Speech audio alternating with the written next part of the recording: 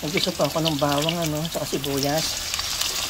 Tapos, ayan, meron ko na marinate dito na chicken wings.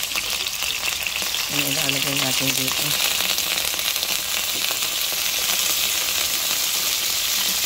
Yan kasi request ng aking pamangkin.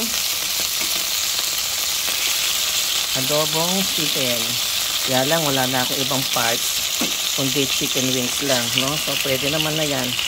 Yan, pakatasin muna natin siya, no?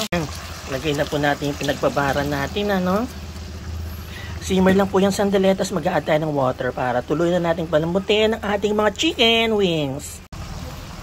Ayan.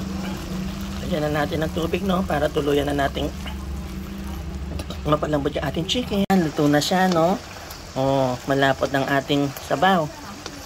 Tikman natin.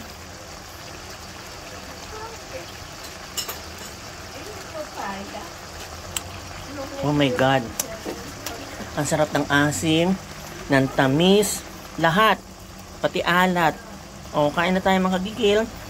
At chicken adobo wings.